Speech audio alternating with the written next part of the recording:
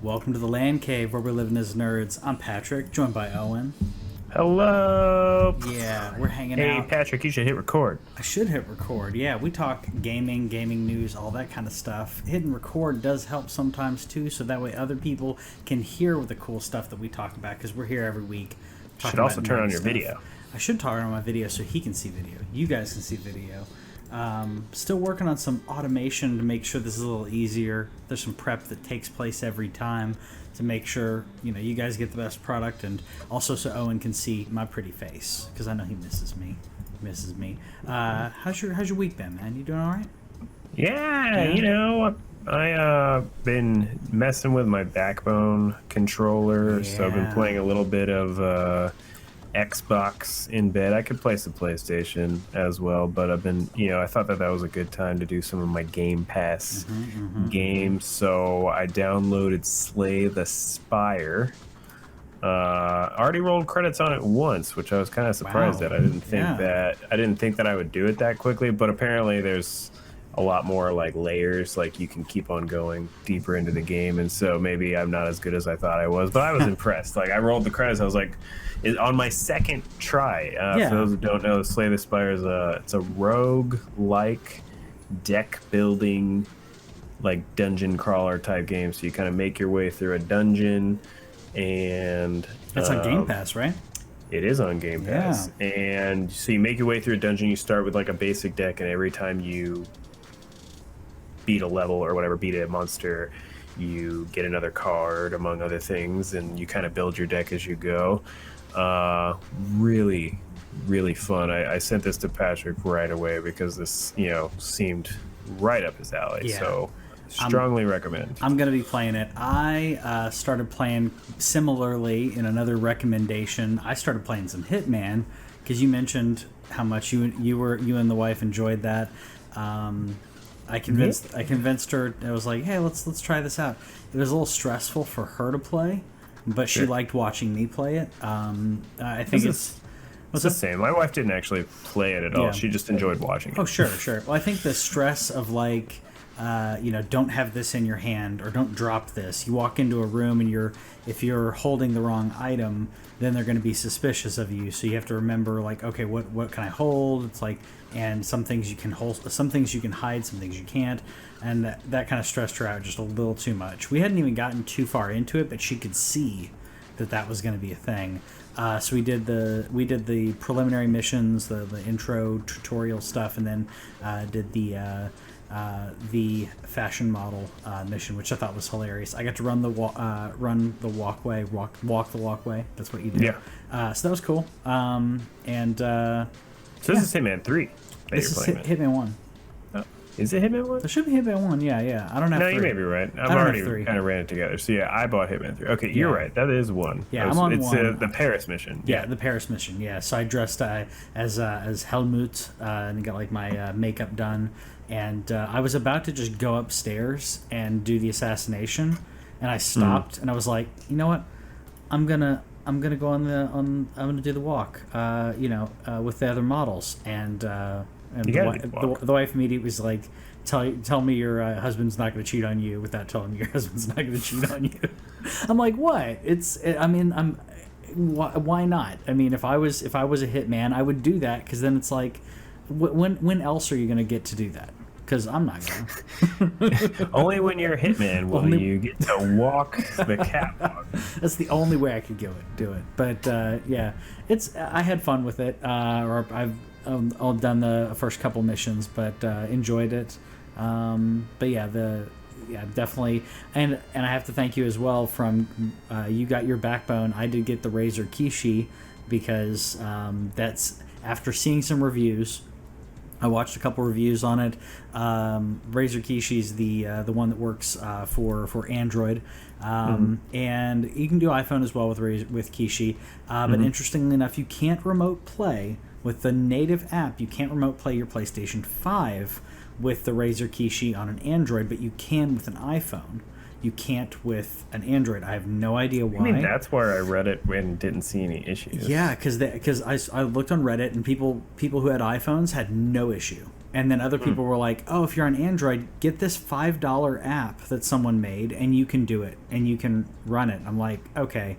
I'm really surprised that you can use a third-party app to remote play, to be honest with you. Yeah, it's weird. I mean, you're still authenticating through PlayStation, but it's weird that you get that, but it proves that this is a software limitation that Sony is either doesn't care about it, or they're doing it on purpose. And I don't think that they would do that on purpose. I think it's something that's such a small thing in their list of items to fix, that optimizing Android or making Android work remote play when you're not using a Bluetooth controller, because you can use Bluetooth controller, but you can't do a wired controller, which both Kishi and Backbone are. So I'm loving it though. Yeah, exactly. I mean, I'm loving it because now, I mean, I'm basically, it's like having a Switch, except I'm playing Demon's Souls or something else, and that I couldn't play on Switch. So yeah, I really enjoy the weight of it. Like, I've talked recently about how much as I like the Switch, it's honestly a little heavy for me in terms of like how long I can play it sitting there. Yeah. I'll last maybe an hour or two, and I could probably play it for longer if it was like a Zelda or something. But then playing with the Backbone and the phone, like the weight is just right. Yeah. Like this feels good. It feels good to be playing it in bed, laying back there, like you don't feel like it's too much strain or anything. Everything about it, other than not being able to use my phone during, that's the only problem, is that if I want to look something up. So I'm a person who looks things up whenever they're playing video games, because I'm not the greatest video game player in the world. Shockingly so. So if you're playing a game, you can't look it up because it breaks your remote play. Yep. You got to use someone else's phone. Use a tablet if you got. You have an iPad? Oh, yeah, I was gonna say. I figured you did. Yeah. No, I'm in the same situation. Or for me, sometimes depending on the game, it's not all games, but some games, if it's a game that I've played a ton and I don't really care about, I may want to like listen to something else while I'm playing the game, and I can't do that. Again, because I'd have to bring that audio up on a separate app, and then remote play. This was me, by the way, deciding that I wanted to walk the catwalk because I was about to go do the mission. But yeah, I'm loving it. I haven't played it in bed, but having it around the house. I haven't played it outside the house, but. I probably won't, to be honest with you. Maybe on a vacation or something. Yeah, maybe on a vacation, yeah. But you have access to xCloud right now, and I don't. I do have access to xCloud, which I need to try a little bit more. I was playing it. I'm selecting the right games for these kind of things. So playing Demon's Souls with the Razer Kishi, playing it remote, is just enough of a lag that it bothers me. It's just enough. Similar if someone's a fighting game fanatic, if they're playing Mortal Kombat or something, maybe not Razer Kishi for you. That just won't cut it. No. But other games like Skyrim is on Game Pass because of Bethesda. So I queued that up and I played the intro thing for Skyrim.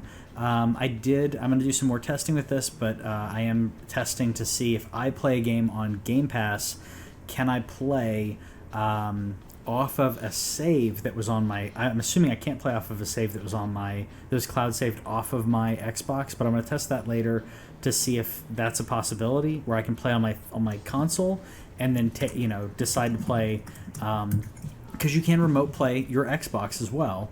But my idea was if I can xCloud while the wife is playing on the Xbox, we're both playing Xbox, playing maybe the same game, but I just want to do some further testing on that. Let's see about cross data saves. Yeah. If I have it, like, can save. I'm trying to see, like, what does Xbox Cloud Gaming keep save data across platforms? Yes, if you switch between PC or console and the cloud, all of your save data and settings will be transferred. Okay, so I got to try that out. I'll try that out and see. In that case, there are certain games I won't play on xCloud because I'll be playing the wife's save files, like Assassin's Creed. Does she not have her own profile? She has it on the Xbox. She has it, but she doesn't have. What's it called? She doesn't have gold. So So? her cloud saves when we had a hard drive failure last year, cloud saves were gone because she was on hers. Hard drive failure happened. None of her saves carried over. Yeah, so she was like, you know what? I'm playing Assassin's Creed on your profile now. I'm like, that's fine. Which at some point I may just grab. I may do a CD keys for her. By the way, accidentally pulled out the gun here. She freaked out as you do. I thought that was funny. Again, just trying to switch to the gun, and of course he unholsters it, so I have to hit her in the face. Good old Hitman. Yeah, I'm gonna be trying it on. I'm gonna try it on an online game. So Okay. I downloaded the Outriders demo. Yeah. Because it is coming to Game Pass, so no longer gonna buy that on PS5 if I was going to. Originally, I was gonna download the demo on PS5 and see, but then it's coming day and date to Yeah. Game Pass. So I'm gonna try out the demo. That comes out in a week. But I'm depending on what's going on tonight, I was actually planning on after the show Nice. booting up the Outriders demo, seeing how it plays through that, because Sure. I can see that kind of game, and we could, we don't have to talk about the Square event in total yet, but with that game kind of having like this solo player / online type feel, like I could see that being a thing where I would just kind of jump into that for a little bit in bed. So Yeah. I'll let you know, because I don't know if you're interested in that game at all, but I'm going to let you know how the demo goes at least. Yeah, let me go. I'm thinking about trying it. Let me know if you do play it tonight or tomorrow. I'm thinking about playing it Saturday during the day. So yeah, let me know, because got some time to game on the weekend. But what we do have to do, Patrick, is that we have to light our funeral pyre, because reportedly Sony hasn't confirmed this yet, but the PS3 and the PS Vita stores will be reportedly shutting down. What is it, July 2nd? Yep. And allowing you to either download or buy through August. Again, they haven't said this officially yet, but Yeah. it seems to be coming from a pretty good source. So I am currently in the middle of downloading my entire library on Vita. But tell me, you read this story, what were your initial reactions? Initial reactions were, it was only a matter of time. Sure. That's that. I mean, not to be cynical, this is something we've talked about ad nauseum. This is how, unfortunately, how Sony and how all consoles have been going in the history of online gaming for consoles. Xbox and Microsoft now have a future set and a future sight to say, this is how it works. You're always going to have it with you going forward. Now, that's what they're saying now, which I think is commendable. I think it also can be done, but the infrastructure for PlayStation 3, just like the infrastructure for the original Xbox and all of those, it's not. It was not made to be built upon. It was not made for this gen consoles, next gen consoles, anything other than, it was a new-ish thing at the time. The original Xbox, the PlayStation 2's really had hardly anything. PlayStation 3 was Sony's first time really trying this. I know PlayStation 2 had something, but nothing of note in my opinion. And I feel like they knew that they needed to scrap it to move forward. My irritants on this, though, is I logged into my PlayStation 3, and I went in, because if you're not a PlayStation fan, if you don't have a PlayStation 3, and PlayStation Store until the most recent update, if you wanted to see what was in your library, if you wanted to check your game library for PS3 games, you'd have to go to your downloads list. There, you couldn't go to a library and kind of sort and stuff. So I was having trouble on the new store. You can't do that anymore. They've stopped that. So you can look at your library, but your library is PS4 and PS5. I'm like, what about my PS3? I boot up my PS3 and I can see my downloads list. But here's my irritants. I can't download a game if I searched for it directly. Prince of Persia, Forgotten Sands, whatever it's called, right? I search for the game and it doesn't have a download button. It's mine. It doesn't have a download button. I go to my downloads list, I can download it. I had to sort through over 500 PlayStation games, themes, all these different things, because all your add-ons, if you bought a full game, then you have like a demo and an unlock like together. I'm like, 500 plus items. I had to scroll through, and then hit the download button, and then it'll let you download. That is bonkers. And obviously, the infrastructure they're moving forward with something that will work better. I'm not saying PS5 is perfect, but the back end of the PS5 infrastructure will work better. I think Xbox 100% is going to be better going forward. It already is better. But the PS5 and the current state of the PlayStation Store is still garbage. It is. They took away the wish list. Yep. The only thing that is good about it is like that I can easily go on my PS5 interface, see what's downloaded. Yeah.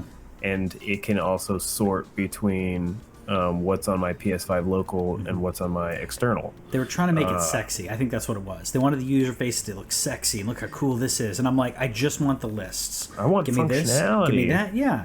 Give me a button that I can hit, and then I can start adding and removing filters. I want functionality to look through your entire game library to find some gems or find some stuff I may have not known about.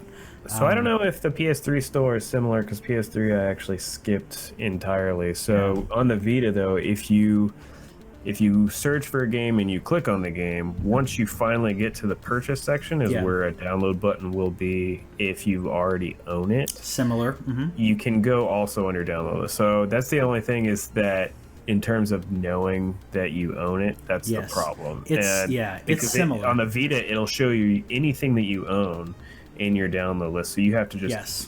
That's exactly the PlayStation. PlayStation 3 is the same way, except PlayStation 3 until... I mean, I will admit I was on this thing in November. I've not turned it on since November, but I was on it in November, and the store at that time, I could go to a game that I'd previously purchased and hit that download button, and now I can't. So Vita at least has that, so you can actively look for a game you know you own. But it's still not a good way to pull your list unless you have to use some type of third party to actually pull a list out and see what's worth it. Also, if you're scared about this, there are a ton of games that are now on PlayStation 4. That the Vita, I think, is one that's going to lose more than PlayStation 3. Most of the good PS3 games are also on PS4 now. I say most of. There are some that aren't going to move. I have some of them on disc. I have downloaded some of them, but there aren't that many. I'll say that. Most of them got a next gen update. Most of them, at least. So, yeah. I will say that since they haven't, to kind of like put it out there, they haven't said what the limitation of this closure is going to be. They haven't even actually confirmed it. Yeah. It's just on good authority that it is going to happen. So the thing about this is that we don't know if they're pulling a thing where they just will completely close off online access via your Vita and your PS3. Mm-hmm. But what we're just kind of saying right now, and I know Patrick's going to be working on a storage video type thing for the PS3 and then Vita related. I'm not going to put together a video on hacking it, but if anybody wants to reach out to me, I can give you resources on doing that to expand the storage on your Vita so that you can get to downloading. Yep. We're just strongly advising you get to downloading whilst you can, especially because Sony doesn't care about the connection to your Vita and your PS3, so it's also very slow. I don't know if it's as slow to download on PS3 as it is on Vita, but downloading a game on Vita is painful. Yeah, it was, like I said, I have 16 games queued right now. I started that queue about an hour ago. I'm still on the first game, and it's only 2 gigs. Okay, it's not that bad. I did check on because I can check my utilization of devices and see what's pulling what. It was pulling under a meg. So I'm or maybe just around 1 megabit, and it was like a 4 gig game, so it took forever. I think yours is even slower, but yeah, Sony doesn't care about your download speeds. It's their end. It's not your internet connection that's doing that. I have fiber. Yeah, you're good. And you're I have Eero mesh Wi-Fi. Yeah, you're fine. Which I need to upgrade. I think I'm gonna upgrade my Wi-Fi because I got Google Wi-Fi, which I've liked, but I want something that I can prioritize different devices, because I can only prioritize devices temporarily on mine, because I want to do that QoS, and I want to do a VPN off my router. One of my coworkers did that with his, So everything coming out of his house is on a VPN. He doesn't have to add a VPN on everything. He's doing it for security. It's not to like hop to a different country. Sure. But it's nice. It's nice to have that protection. Whitney and I both had our debit cards compromised, and Whitney doesn't use her her debit card for like anything when we're out. Like I usually use mine. So the only place she had been using that for, like, you know, because it's COVID, so like 9 months, she's been using it on her phone, and that's it. So we're like, okay, someone can sniff the public internet and find it. So just thinking about that. But anyways, in regards to the PlayStation 3, I'm still looking. It looks like we may not be able to move those games to external storage. I'm looking for solutions on that so I can put them out on the page, because I want people to be prepared. If this is one of your favorite consoles, you owned that. You purchased the right to use that digital license. They're shutting off your access to download it, but you are still allowed to download it and have it in your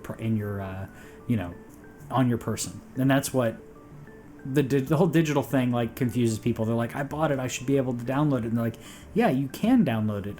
And now we're shutting down the servers. So it sucks for people who have PS3s who haven't had a PS4 yet, because there are, you know, obviously people out there who did not buy a PS4 yet. We're still rocking a PS3. And if you bought a new game, there's games on there for like $30 or $40 on the PlayStation 3 store. On the PlayStation 3 store for $40. I feel bad for someone who bought something recently, and now it's going to be shut. I am going to be going to purchase finally. I was waiting for it to go on sale because I didn't know how long the store would be open, because my initial reaction was like, what's the harm in keeping it open? You know, and I understand it's probably like server space or something like that, but maintenance, server space, cost.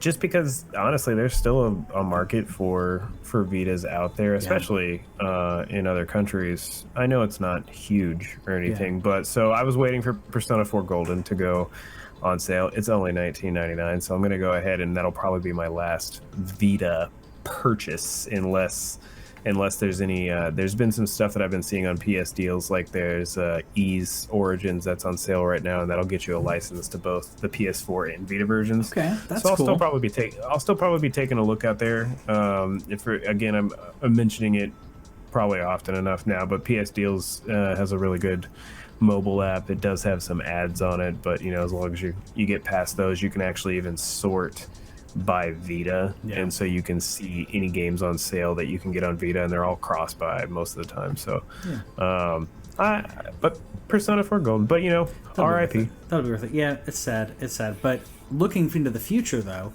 we did get some stuff on the PlayStation VR 2, and I'm very happy about this. Very, very happy about this. I like it. What do you think? This is the PSVR 2 controller. Thoughts, comments, concerns? I think let me get you zoomed in it here. looks I still can't. Your video's still not on, by the way. I've just been kind of letting you go. Oh, really?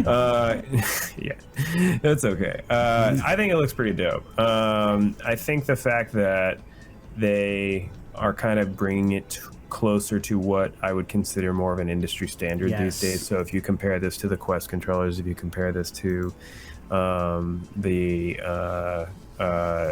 Index and stuff, I like the motion sensing thing that goes on it. I like that they mentioned that they've included the haptics. Interestingly, there's one trigger, and then there's a side button, and then they've also mentioned that there was a patent for it where there was the programmable like kind of haptic type thing, and so there's a chance that maybe you could even add buttons on there. But adaptive triggers, so they're taking DualSense stuff, they're putting the haptic feedback in there. Good, because the move sucks, and that was one thing that always kind of held me off from the PSVR, other than the amount of chords and just kind of clunkiness of that. For those who don't know, the PS Move controllers, those were made in like 2012, and so that was at this point 9-year-old tech. But when the PSVR came out, that was something that they were repurposing 6 years later for the Pro, and you know, props to them for repurposing it. But at the same time, you know, I'm glad to see that. To me, seeing this controller means clear investment. Not only are they doing a second generation VR, which already shows a clear investment, but they're saying we believe in it. Yeah. Now we're going to make our own controller for it. I love seeing the symbols for the buttons, the cross, triangle, circle, square. I like seeing that on both sides. I'm excited. I'm hoping, man. Let me zoom that in. All this just got me. One, just hoping that this means that maybe we get a little more first-party support. Yeah. For PSVR, maybe Insomniac has some VR teams. There's some other. I think Sony London has some VR teams. Maybe make a deal with Steam and get a little half five for Alex. You know what else I like about this that I just noticed though is the ambidextrous, the symmetry here. I love.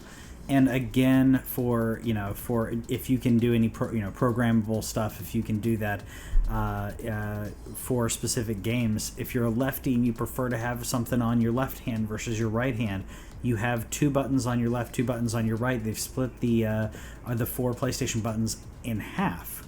I like that. I really like that because otherwise your right hand would be doing quite a bit.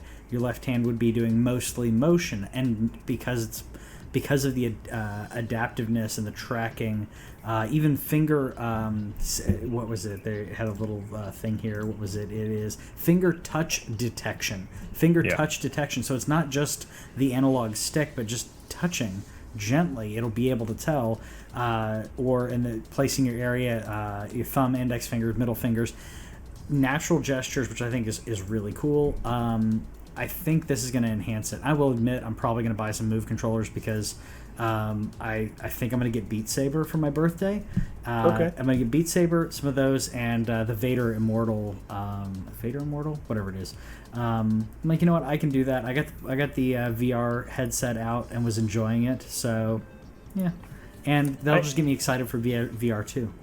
I also, the only thing that it's missing, obviously there's no touchpad type situation, but I thought, how cool would it be if you could ergonomically play like PS5 games, like be chilling in your seat and being able to play I hope that is some kind of possible. It's probably not going to be. PSVR probably has its own interface, but if there's any way whatsoever to use these controllers just to play regular PS5 games, I want that to also be a thing, just because that's one thing that the Switch has going for it in terms of, I do know people who play Switch with a Joy-Con in each hand just so they don't have to have like that arm and wrist strain. They just kind of keep it at their sides and they just kind of play the game, or if they're playing in bed, they do something similar like that. That would be cool. I don't think it's going to happen because we don't have the touchpad. But. Yeah, I don't think so. I mean, definitely the inverse, where a regular depending on the game, PS5 controller being able to run some of the PSVR 2 games. But it would be nice to be able to use these on other games, especially if you really enjoy the split of controls. It's going to be a little different depending on the game, but yeah, that would be a nice touch. It'd be a nice touch, no pun intended. Speaking of Sony doing good things, or I think it's a good thing, Sony looks like Sony has purchased EVO. I have never Evo. Okay, that's what I thought. I'm not a big follower of. I've seen it written. I've not watched, I'll admit. But yeah, championship gaming. So the esports, which has been huge for the fighting games. What do you think? The Evolution Championship Series. There we go. Yeah. The only thing that does kind of stink for it is it does leave up in the air whether Smash will ever come back to Evo or not. Smash previously left Evo because Nintendo basically put it out there that it had to be Smash Ultimate only. So it had to be the most current iteration of Smash, and that was the only one that would be allowed to be played. And for those who don't know, there's still a very, very, very active Melee community out there. They play specifically, I think they play a modded version of Melee so that they can play online. And Nintendo said no. So Nintendo left Evo a while back. And so I wonder, now that Sony owns it, does Smash ever come back to Evo? That's one thing that I'm just not sure ever happens. But the other thing, though, is, dude, what if they bring back PlayStation All-Stars? I would not. I would not put it past Sony to do that, to feature their game prominently. But at the same time, if I mean this type of investment, I mean it means something. So if they bring back All Stars, and it's good, I didn't think All Stars was that great personally, but I don't know. It may actually get to be a thing. I don't know anybody who. Do people still play that? Like, I don't know. I've never walked into a con and seen people playing that, like, competitively. No. Or I didn't think so. But I've No, seen. it's not. It wasn't even on PS4. It was a PS3 and Vita game. Yeah, that's what I mean. But like, I see. But at the same time, like, I see people, playing GameCube and stuff at different conventions. It's like it doesn't matter how old it is. You still have those fans of that game. And I'm not talking about like GoldenEye, where it's like, haha, this is retro and nostalgic and hasn't aged. The games are still, arguably, some of those games are better. The graphics may not be as good, but the gameplay and the balance, which is what's most important for fighting games, the balance of these characters may be better on a previous iteration. It would be interesting to see if Nintendo comes back to it. If Sony wouldn't need to do that, that would just be a total good faith effort to the community kind of thing. But if that would be nice. But man, if they brought in a new version of All Stars, and if they did it well, it could be interesting. I don't know. I think the other thing that it opens up is that there's obviously some relationship stuff that's going to go on here. So, when you think about all the fighting games that there are, we got Tekken, we got Street Fighter, there's Guilty Gear, there's Dragon Ball Fighters. That's a lot of companies that now Sony will probably have even greater access to in terms of probably bringing like exclusive content, even though most of those games that I just mentioned are multi-platform games. Yeah. If the premier fighting championship is owned by Sony, you could probably bet that the best support for those games is going to be probably on PlayStation also. Yeah. This doesn't affect me and Patrick very much, but we had to include it. This is a big deal for Sony. I actually didn't see how much they cost it, how much it costed, or if they actually said, but I have to imagine that given that there was some recent impropriety from like the CEO of Evo with some allegations and stuff, I imagine that the price was probably lower based on just some reputation. So that's another good thing too, is that while Sony has had some things that pop up in terms of their studios having worker things like Naughty Dog and so on, that isn't really something that Sony is generally too concerned about. Their reputation in terms of that is probably great, so they were probably able to get it like at a reasonable price. And I don't know, I don't think that anything really bad can happen from this, other than you may not ever see Smash again in it. But how cool would it be if they could get that relationship with Nintendo? Microsoft has had a little bit of a relationship going with Nintendo. They put Ori on Switch. They put a couple other things on Switch, didn't they? And so maybe there is that room. Maybe Sony is able to say, yeah, no, we won't play any other Smashes. Smash Ultimate only. Come on back. Why not? I think that would be really cool if that opens up some doors between them two. No, I agree. It's nice to see that. It's nice to see that Nintendo's not trying to compete with I almost said the big boys, but at the same, Nintendo's one of the big boys. Nintendo's like, you know what, Xbox, Sony, that's fine. You do your thing. I'm going to be over here making amazing games for whoever wants to play them. And there's not as much animosity towards Nintendo, where Sony and Microsoft obviously have their fanboys. There's vitriol between the camps. I think from a development standpoint, there is respect from the companies, but it's not as much of a competition, or it's a mature competition between Sony and Microsoft, and I feel like they know that Nintendo's walking their own path. And because of that, I don't feel like they're threatened in doing something like that, and allowing Nintendo to be a part of this, and having Ori showing up on Switch. I don't know if Nintendo's going to do the same. They don't have to have their characters show up elsewhere. But what if there's no way they would do it. But I was like, what if one of the Nintendo characters showed up in PlayStation All Stars? But there's no way they would do that because they're just like, you never know. Just let Marth or somebody come over to PlayStation All Stars and just have the complete meme of it, or just pick the one Fire Emblem character that isn't in Smash yet, and be like, yes, he's a PlayStation. And by the way, we're completely speculating on PlayStation All Stars. I just think that it leaves a door open. Like, if you're going to own Evo, why not have a first-party game that's involved in Evo?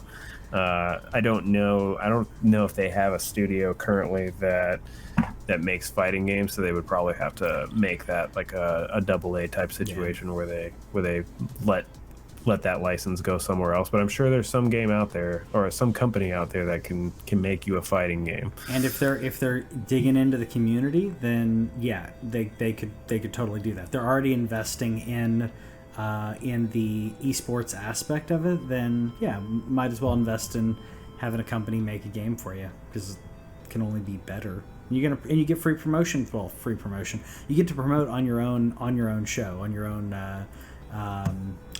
what's it called, event. So why not? So while that I think was a smart decision, I feel this other one is not quite as. I feel like I just don't understand it. I don't understand this. Okay, we're in the same camp here. It looks like rumors are Microsoft is courting to purchase Discord for $10 billion. I don't understand that price tag whatsoever. One, sure. Two, you think a lot of yourself, but 10. Star Wars was purchased for 7.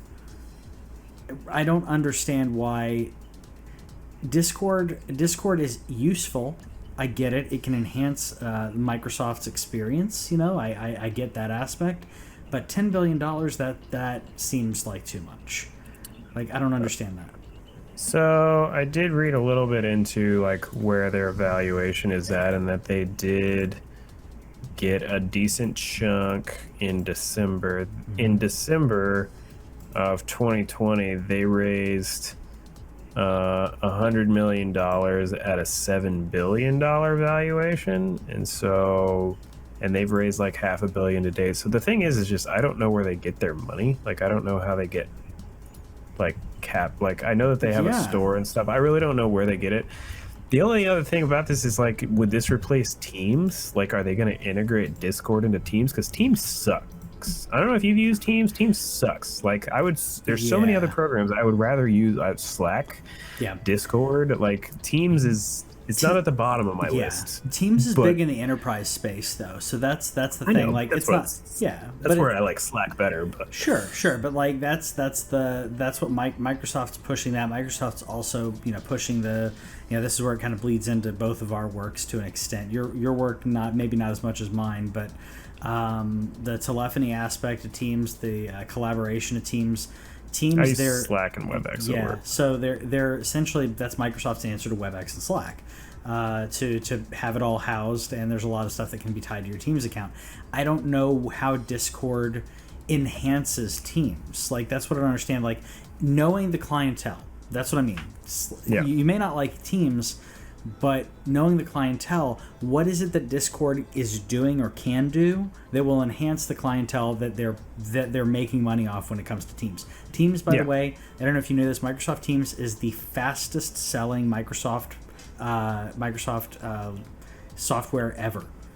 It is the amount of user adoption has been crazy. Well, it had to in a COVID world. Also, they forced anyone who was already on Skype over to that. So anyone who was already embedded into Skype had to move over. They were given a certain amount of time. Yeah. I'm just trying to figure out, like I said, what is it that Discord can do that Microsoft Teams can't, that they're going to use to enhance that? I don't think it could be for that. It has to be for the gaming aspect of Microsoft and Xbox, obviously, but I don't understand the valuation whatsoever. I feel like that's a huge balloon. I feel like that's a valuation looking towards its potential as opposed to what it's worth right now.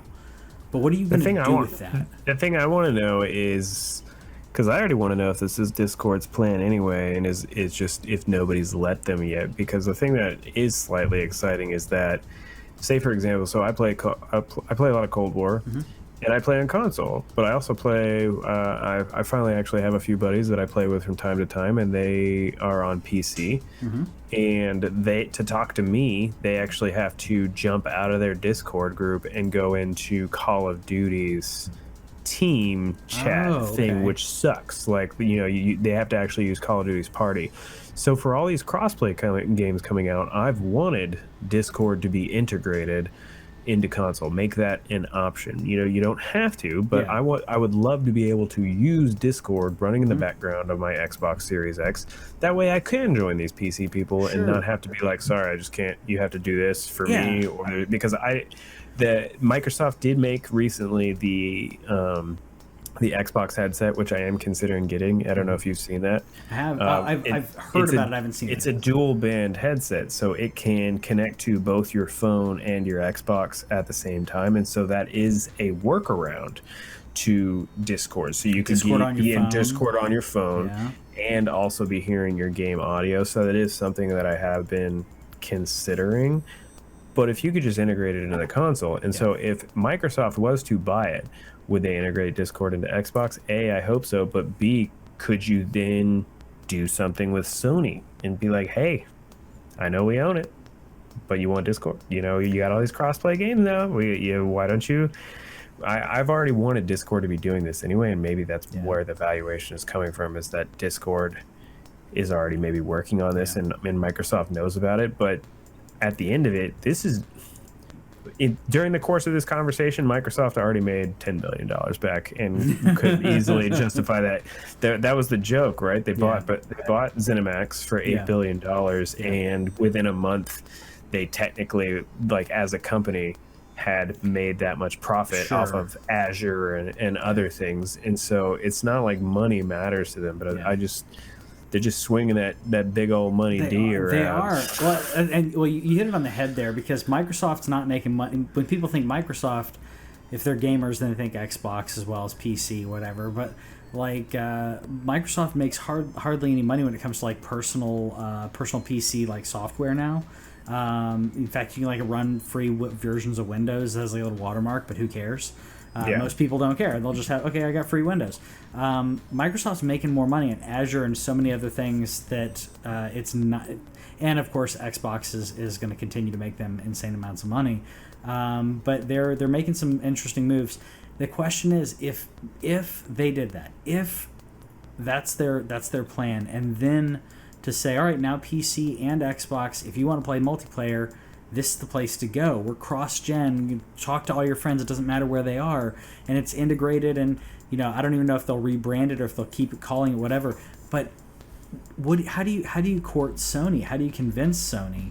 Or I wouldn't even feel like I'd convince them. I'd be like, I would, if I were Microsoft, I would say, hey, you can have it on your store. Like, just allow it.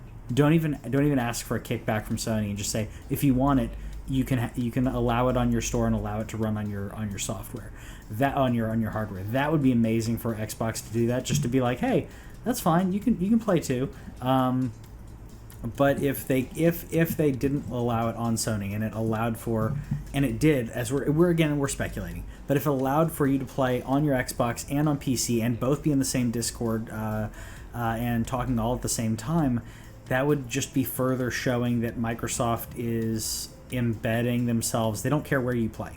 Phil Spencer's already said that so many times. It's like they don't care what you play on, where you play. You're just part of their ecosystem. And I still don't think it's worth $10 billion, but that would be really cool. While I've been looking at it, so in 2020, Discord revenue, so that's not net, was $130 million. And they make their money off of Nitro subscriptions, which for people that don't use Discord, that's where there's some premium features and stuff that are on there, and server boosting and some other things. And then they also do have the Discord store, which they allow developers to self-publish their games on that store. I don't know how big that is. I doubt it's very large at all. It's probably like an IO type size, and it's probably even smaller than IO, to be honest with you.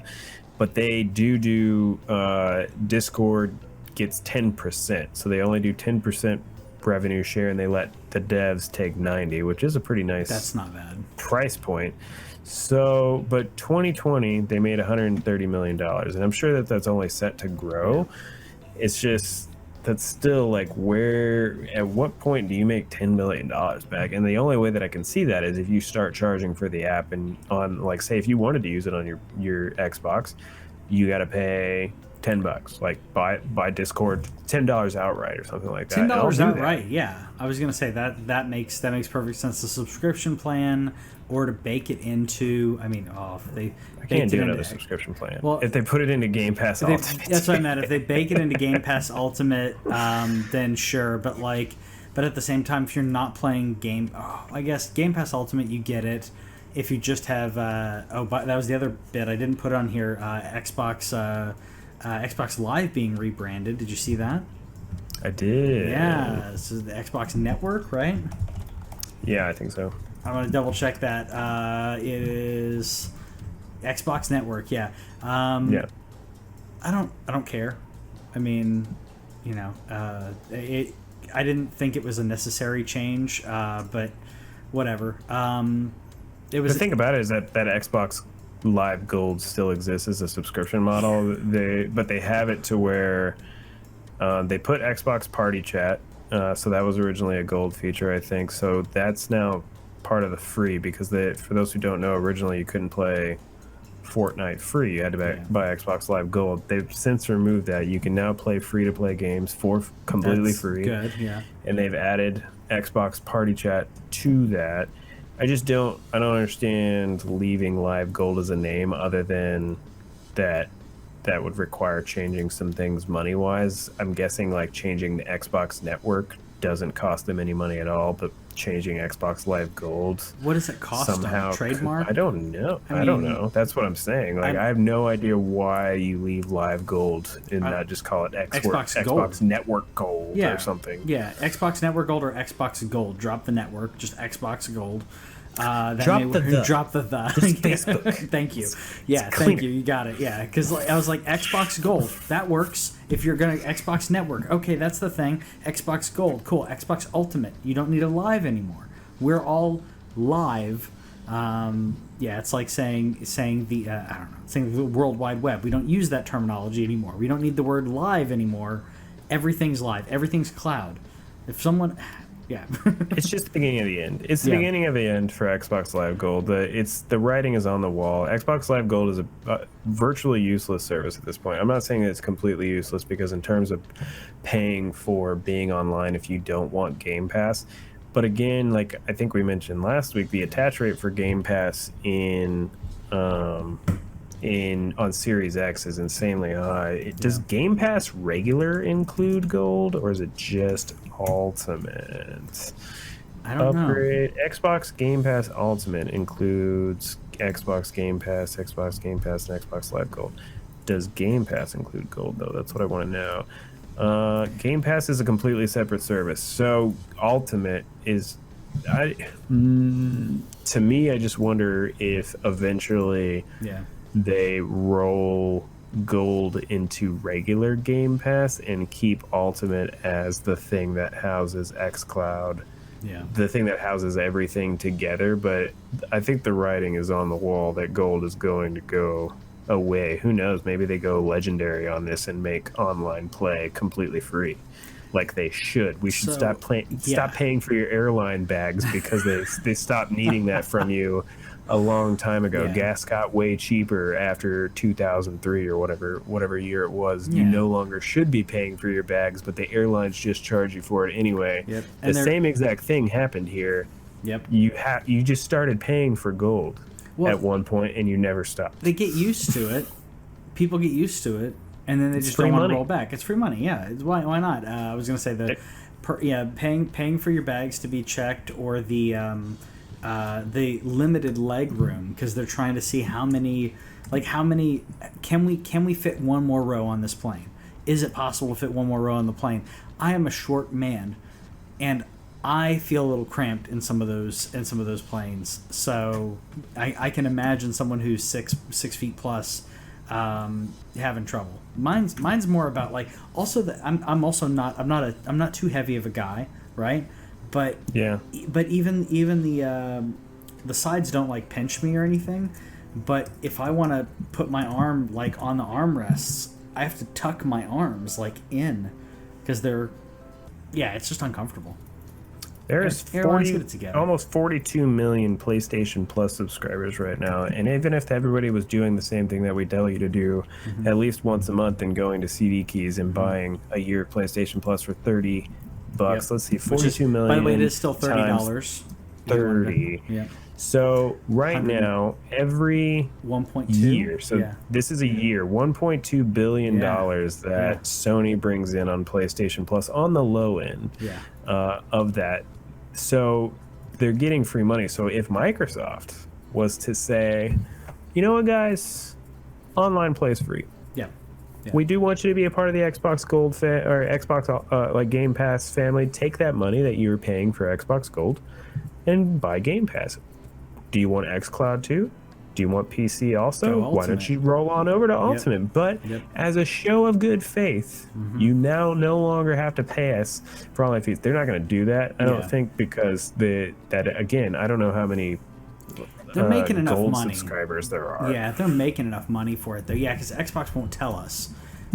Someone was in the we're part of a Facebook group. I don't know if you left that PS5 Facebook group. There's so much so much negative stuff. But someone was talking about how PS5 is killing it. Microsoft just needs to get out of the game. They're losing this generation, and people like, what are you talking about? Xbox is making so much money. And it's not like you can walk into a Walmart right now and buy an Xbox. You can't buy either console.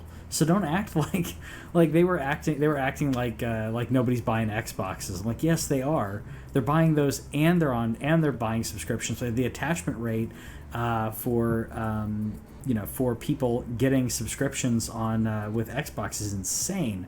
I would like to see them move to saying, all right, online gaming's free. Your gold includes this. Your ultimate includes this. If you want to go up from there, because I think gold is. I've been saying for years, gold is totally worth the money for the free games. Ultimate having gold with it, as well as Game Pass, as well as everything else rolled in, has been amazing.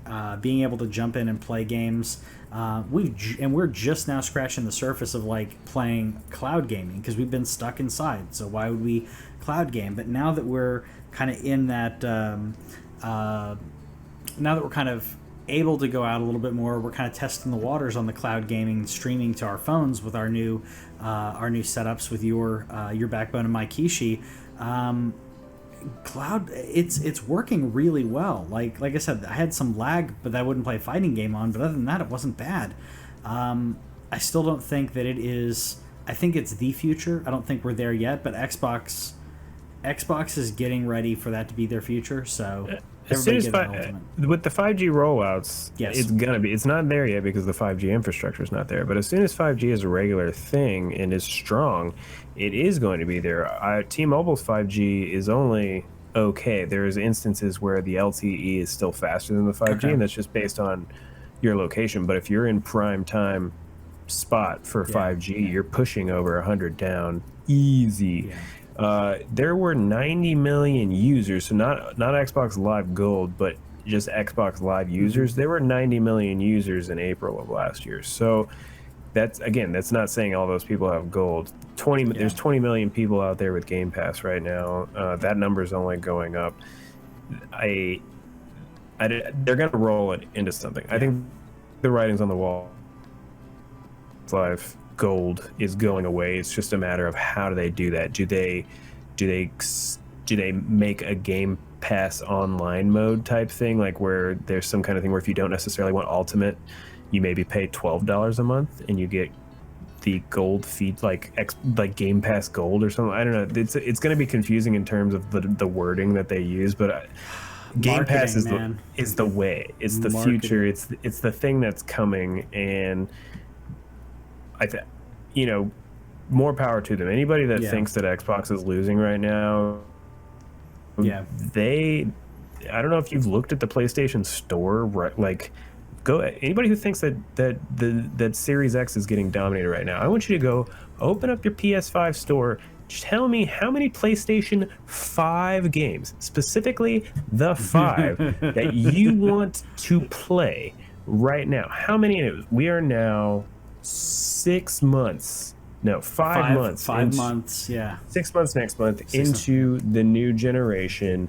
How many PlayStation 5 games do you want to play right now? Now you're going to say, well, how many Series X games do I want to play? Okay, fine. Fair enough. But how many Game Pass games do I want to play that I didn't play? How many backwards compatibility games from previous generations now that I have a Series X? I skipped the One X. I have a One that has been collecting dust for 2 or 3 years now. But getting this Series X, we mentioned a few months ago, I downloaded Final Fantasy 13 just because I could. Yeah, there's so much going on. The Xbox is knocking it out of the park when it comes to that, because at the same time, most of those people who are talking about PS5, when you look and see what they're playing, what were they playing? They're playing God of War. They're playing Ghost of Tsushima. Okay, they look good. They beat Spider-Man in the first week. It beat Spider-Man. Yeah, exactly. It beat Spider-Man. I'm still playing Demon Souls. I mean, there's some COD action in Astro, there. Yeah, Astro I absolutely loved. COD's good too, but you can play that on Xbox. So you can play that on PS4 and Xbox One. Yep. So you can play it everywhere. I was gonna say we could. I think we could end the episode here. We did have a Square event. I don't know if you want to. Literally other than talking about Outriders very briefly, which I'm not even really going to talk about now. I'm going to play the demo. I'll probably talk about it next week. Sure. After that, did anything stick out to you aside from Project Athia, now known as...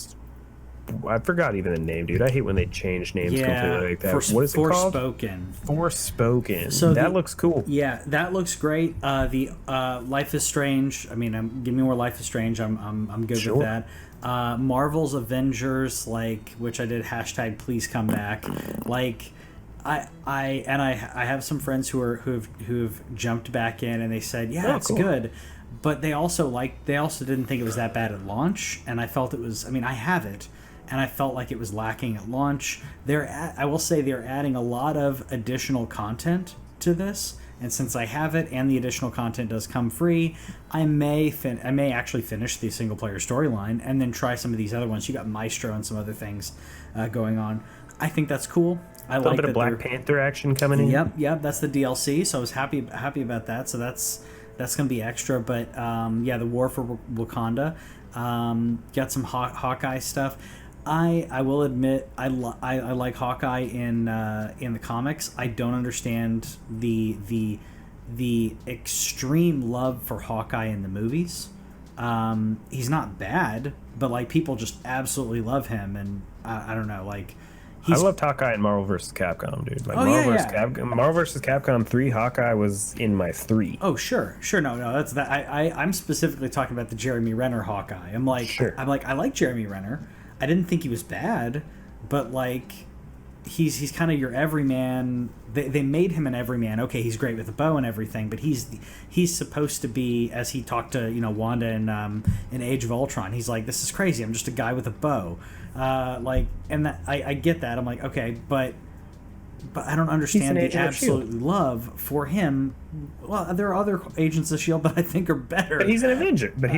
He is an Avenger. I get it. But what I'm saying is, I love comic book Hawkeye. I don't understand the absolute love at that level for Jeremy Renner's Hawkeye. Maybe it's because Jeremy Renner's endearing. Nice to look at. It's exactly what I was going to say. It's the other thing I was going to say. He's nice to look at. Maybe that's what it is. But yeah. Thoughts on Black Widow movie coming to Disney Plus day one?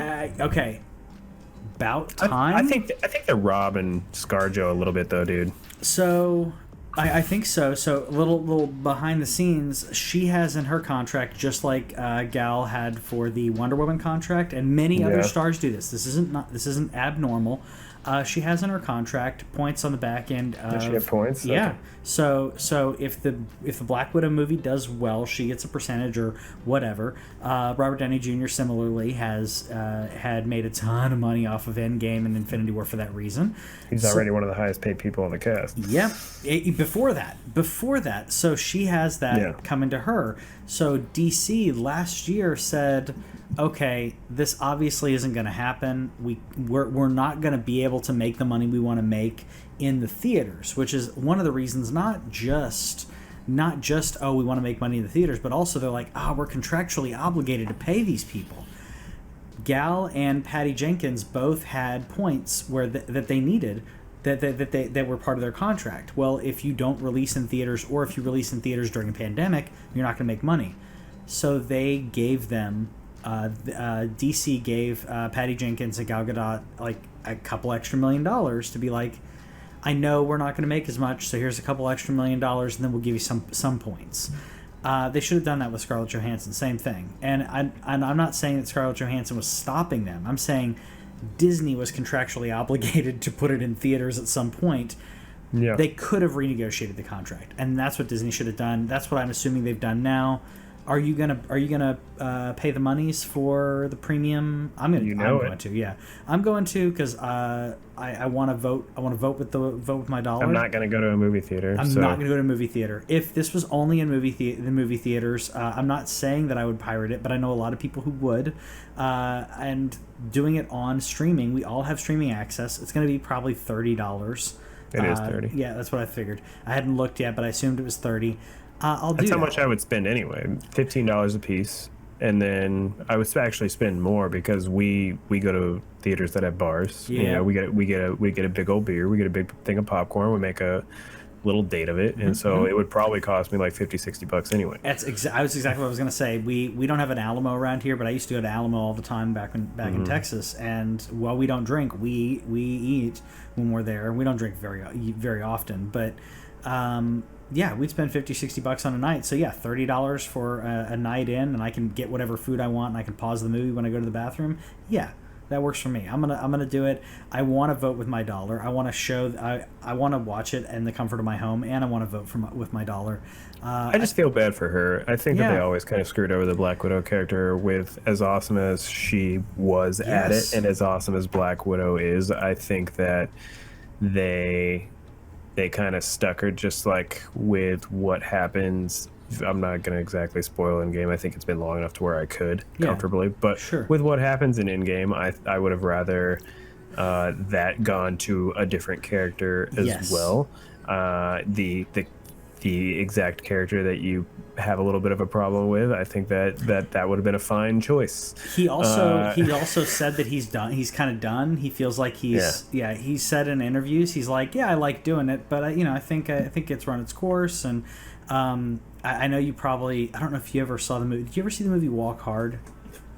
I don't know if you ever saw Walk Hard. Okay, no. So the Dewey Cox story. There's a part in there. So Whitney does every time we watch Endgame, because we watch Endgame a few times, and every time we talk about that in Endgame, that scene, that choice, every time we talk about that, she quotes that movie because there's a part where you said you haven't seen it.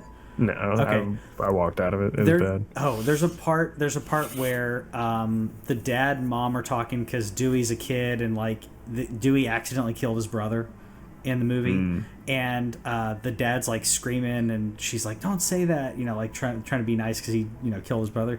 You're gonna say something you regret. He's like, "What? Like the wrong kid died? The wrong kid died." He starts like singing. So Whitney starts singing that every time that scene's going on. Because she's like, that's not the choice from a story entered perspective. Spoiler territory, but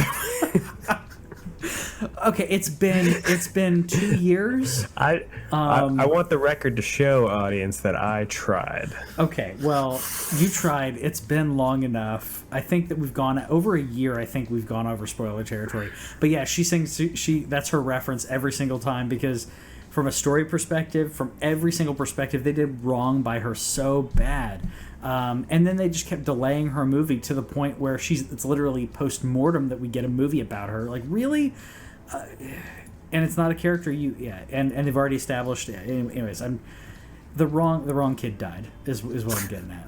The wrong kid died. So I always thought they kind of did her dirty, and then now the fact that she doesn't get to have her big movie come out, I do hope people do go see it. But if you don't, and if you like that at all, buy it on Disney Plus. And I know a lot of people are against that because there is the mentality that I think they even already gave the date that it's going to be free on Disney Plus, and I understand if that's not within your financial capabilities and you just want to wait or you just don't care. Absolutely understand, but. I'm not saying ScarJo's poor. It's not like she's going to go poor not doing it. But I loved her character, and I do love me ever since ScarJo, and she always been.